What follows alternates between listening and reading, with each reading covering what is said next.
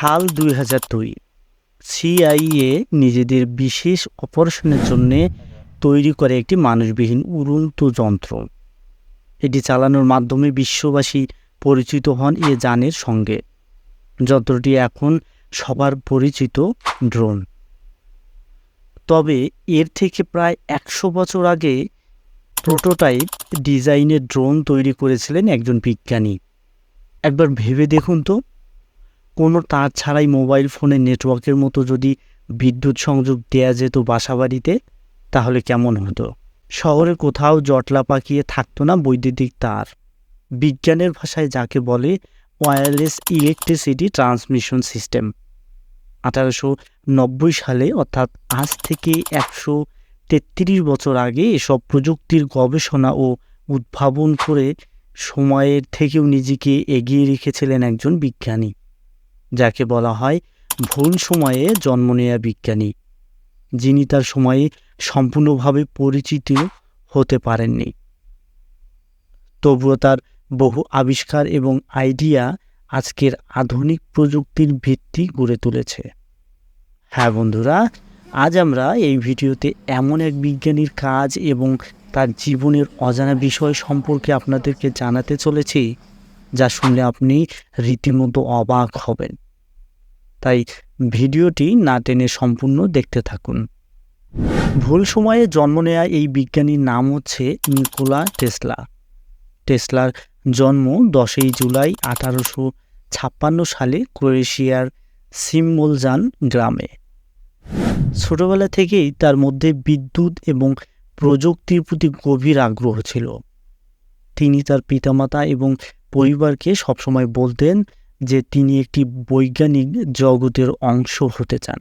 তার এই আগ্রহ এবং প্রতিভা তাকে ভবিষ্যতে এক অসাধারণ বিজ্ঞানী হিসেবে গড়ে তোলে। নিকোলা টেসলা প্রায় ৩০০টিরও বেশি পেটেন্ট নিয়ে কাজ করেছেন এবং তার বিখ্যাত আবিষ্কারগুলির মধ্যে রয়েছে অল্টারনেটিং কারেন্ট বা এসি, টেসলা কয়েল, রেডিও এবং এক্স-রে প্রযুক্তি। টেসলা কয়েল এখনও আধুনিক রেডিও প্রযুক্তি এবং টেলিভিশনের মূল ভিত্তি হিসেবে ব্যবহৃত হয়। ১৮৮৪ সালে টেসলা নিউ ইয়র্ক সিটিতে আসেন এবং থমাস এডিসনের সাথে কাজ শুরু করেন। কিন্তু এডিসনের সাথে মতপার্থক্য এবং আর্থিক সমস্যার কারণে তিনি তার কাজ থেকে সরে আসেন।